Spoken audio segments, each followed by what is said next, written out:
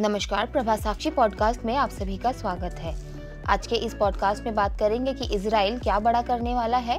चीन ने जारी किया अलर्ट, तुरंत छोड़े लेबनान। तो आइए सुनते हैं आज के इस पॉडकास्ट को। लेकिन उससे पहले अगर आपने हमारे चैनल को सब्सक्राइब नहीं किया है तो जरूर कर लें, ताकि आप रोज ऐसे ही इंटरेस्टिंग और जानकारीपूर्ण पॉडकास्ट सुन सकें।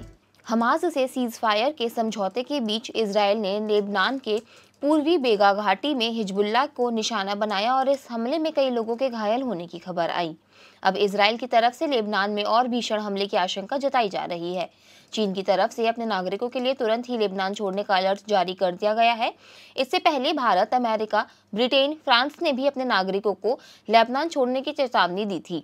आशंका जताई जा रही है कि इजराइल कभी भी ईरान समर्थित हिजबुल्लाह के खात्मे के लिए लेबनान पर आक्रमण कर सकता है। चीनी दूतावास ने जारी किया अलर्ट। लेबनान में जटिल सुरक्षा स्थिति का हवाला देते हुए बेरूत में चीनी दूतावास ने अपने नागरिकों से जल्द देश को छोड़ने का आह्वान किया है, जबकि वाणिज्यिक उड़ानें अभी भी उपलब्ध हैं।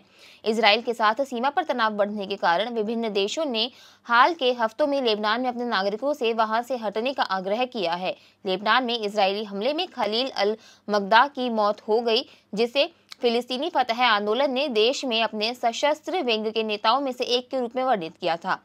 फतह कमांडो को बनाया जा रहा निशाना। इस हमले के बाद फतह ने आरोप लगाया है कि इजराइल क्षेत्रीय युद्ध भड़काने की कोशिश कर रहा है। यह अमेरिकी विदेश मंत्री एंटनी ब्लिंकन द्वारा गाजा में इजराइल हमास युद्ध में युद्ध विराम पर पहुंचने के उद्देश्य से मध्य पूर्व का दौरा समाप्त होने के कुछ घंटों बाद आया। अल मगदा की हत्या से पहले ही बार पता चला कि इजराइल ने गाजा युद्ध के दौरान लेबनानी आतंकवादियों, ज्यादातर हिजबुल्लाह के साथ सीमा पार संघर्ष के 10 महीने से अधिक समय में एक वरिष्ठ फतह सदस्य को निशाना बनाया है। गाजा में भी इजरायली अटैक जारी।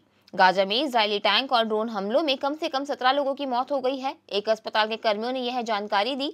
ये हमले मध्य गाजा के दीर अल बलाह और दक्षिण में खान यूनिस में हुए हैं।